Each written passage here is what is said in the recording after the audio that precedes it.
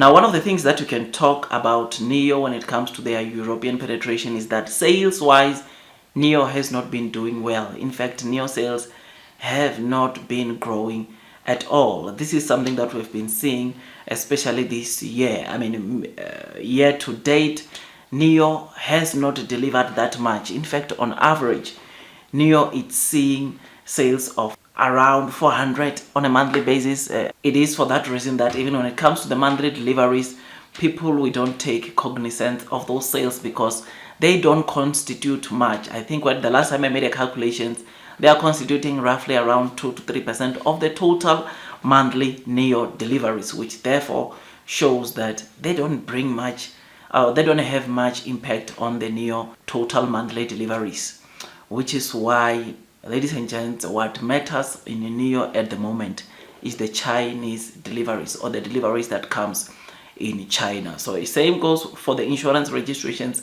People, including myself, will say that they exclude the European sales, but really, if we are to be honest, Europe is not generating so many sales for NIO, and it is for that reason that people don't really talk much about those sales. But one of the things that I'm liking about NIO in Europe is that they are deploying their technology, their battery swapping station, their charging infrastructure in Europe, which is another good thing that NIO is doing. And because you will know that as it stands, NIO with their battery swapping station, they currently have, I think, 43 battery swapping station in total in Europe, which this to me, it's a very good thing, very good initiative from NIO, because even though NIO sales are not that much in Europe, NIO is paving the way for their sub-brands, namely Onvo and Firefly, who I have no doubt that they will do much better than NIO. So I'm very excited about the infrastructure that NIO is deploying.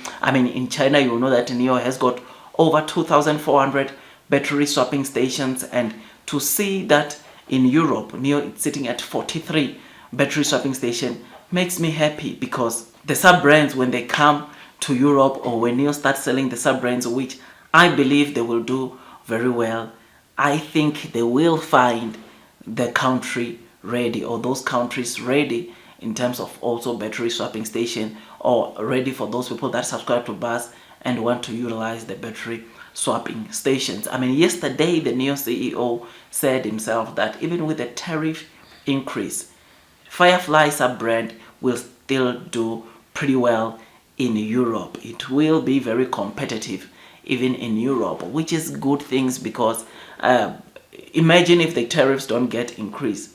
It's lights out for that model, because if the NIO CEO is confident even with the 21% tariff increase that might be imposed on them, this means that that vehicle, that model, will do very well in Europe. Onvo is another brand or another model that will do very well in Europe. You know that Onvo price tag is currently around 219,000 RMB, or around $30,000, and with, of course, NIO exporting those Onvo brands plus the 10% existing tariff, that will of course take this vehicle a bit high. And if it gets the 21% also, it will mean that the prices of the car will also go high a bit.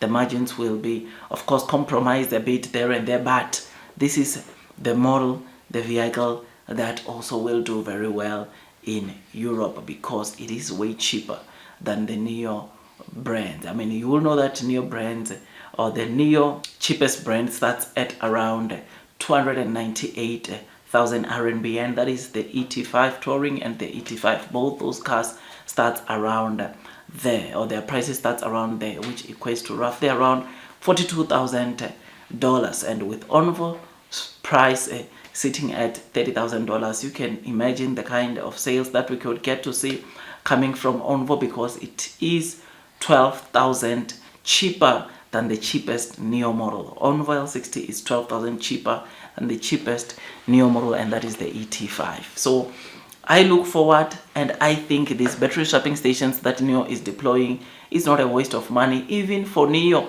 I think these low sales is not the end of the day, end of the road, because you will know that, as I've always been saying, in Europe, NIO has got an option of a lease plan, where instead of you going to buy the NIO car, you lease it and you pay a monthly subscription on a month to month. And I think it was in Germany, I think a couple of weeks ago we read that lease price recently went down, which of course will attract more consumers into wanting to come and get their hands on the newer models so that they can enjoy battery as a service. Otherwise, with all that, guys, I just thought I'd just point out that though the sales of Europe have not been that much or constituting that much into NIO, but this infrastructure that NIO continues to deploying, it is paving the way for the sub-brands that will be penetrating, of course, the European market, or the NIO sub-brands that will be penetrating the European markets, because then Onvo, Firefly will already find some infrastructure that they can use, especially those that buy these models. I mean, there are so many people in Europe that are waiting for Onvo. There are so many people that we've chat up in videos. They've been saying that because they can't afford NIO cars, they are just waiting for Onvo to hit the European market, then they get their hands onto that model. NIO is very famous in Europe, and there's no doubt about that. And I think part of the reason they might not be selling as what we expect is because they are quite pricey. But with the sub-brands coming that are much cheaper, I think the situation should change. Things should become better for NIO, and sales should recover to the minimum of 5,000 or to the 5,000 monthly sales, which the CEO target until they open a factory in Europe. Otherwise, that's all from me. And before you buy NIO, do your own due diligence.